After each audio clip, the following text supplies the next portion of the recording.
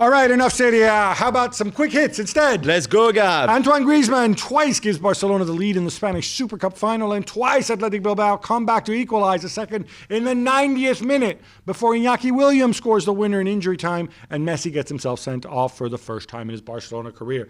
Jules, there's a ton to unpack here. Yeah, I don't know where to start, Gab. Let's start with Messi because, as you said, it's his first ever red card for Barcelona. He had two with the Argentina national team, but including one on his debut, right? Yeah, one on his debut. That's right. He's sort of like grabs the player, punched the player. It's like maybe he thought Conor McGregor is coming back to UFC next weekend. You know, this is inspiring him. It was so unlike Messi. It was so crazy. Frustration clearly there. You know what I was really shocked about is that after the end of the 90 minutes, before extra time started, when it was 2-2, Marcelino had all the Athletic Bilbao players around him. And on the Barca half, the players were still on the pitch. There was just nothing happening. Standing around. Yeah. And he was just like, what's going on? And I just think when you're 2-1 up with 10 minutes to go, 5 minutes to go, 3 minutes to go, Koeman, you should close the game out. He tried. He sent on Mingueza, right? And he sent on Braithwaite in the 88th minute for Dembele.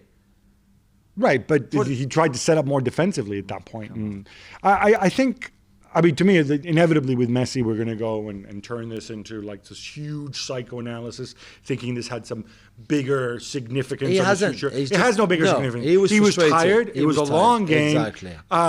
He was being held back. He's like, I usually get away with this. Boom. Yeah. And it's that. I agree with you. But what does this mean? Because for Koeman, I hate to belabor the point, but Valverde was fired after getting knocked out in the Super Cup. This isn't going to happen with Koeman.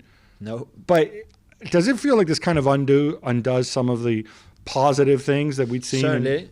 Certainly. And again, the fact that they could not control the game, like many times already this season, whether it comes from the manager, whether it comes from the players, it was crazy to see them not being able to manage the end of that game. And I think this is a step back big time, on top of the elections being postponed already, which is a disaster for the team because you can't plan, you can't make decisions, you have to wait until there's an election, you can't work on this transfer window, you can hardly work on the next one.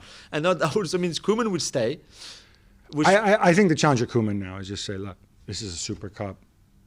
What happened. Let's go back in the league. We were on a good run. Yeah. We're third. We probably won't win it this year, but let's keep pushing the kids. Let's keep moving forward, and let's see where we are. That's got to be the message you say. Yeah, but I just don't think that's easy. That's all. Because this is a bad one, and Messi would be suspended now, by the way. And we saw without Messi, this is more like Gijón, not Barcelona, right? Maybe it'll be Griezmann's time to shine. Gab, we need to give some love as well to Athletic Bilbao, of course. Marcelino, Iñaki Williams, Muniain Villalibre and his trumpet at the end of the game. This is an incredible story, right? It's an incredible story. I don't even get here. It's kind of like where to begin. We don't often talk about Bilbao, but for those who don't know, one of their big things is they say, we have a Basque-only policy. We only get players from the Basque country. Yeah.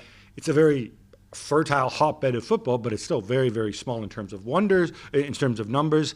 And they just care about that you're Basque. Yeah. Identity. By identity, exactly. So Iñaki Williams, who's obviously of African descent, who I think he was born there, or he's a son of immigrants, raised there. He's Basque through and through. He gets there. By the way, what a game he has. Yeah. Iker Muniain, remember years ago when he made his debut? The wonder kid, at 16, he said, "Oh look, it's the Basque Messi." Didn't quite work out that way, but he certainly was outstanding here.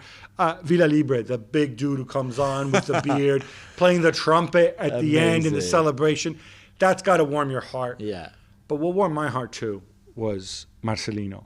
This guy, does so well at Valencia, runs into the spawn of Satan that is Peter Lim, comes back in the 3 games that he's been in charge. He's had to face Barcelona in La Liga and did well, Real Madrid, and now Barcelona Super Cup. Yeah. And he wins a trophy. I know. How this guy gets overlooked time and again. He's always brought up, he always seems to interview for jobs. Yeah. And, when he went to Athletic Bilbao, I said, why? I mean, to replace Gaisca Garitano, I said, why would you want to go here? This isn't really the place to relaunch yourself, is it? I guess he just wants to manage. So quick, and the team is completely unrecognizable compared to before. I think this is the kind of underdog story here. I don't know what's going to happen in the league. I think they can still shoot for, maybe top 4 might be a bit much, but it's not even top 6. Yeah, but they can obviously go back up the table. Yeah. Thanks so much for watching ESPN on YouTube, and for more sports highlights and analysis, be sure to download the ESPN app, and for premium content and live streaming, subscribe to ESPN Plus.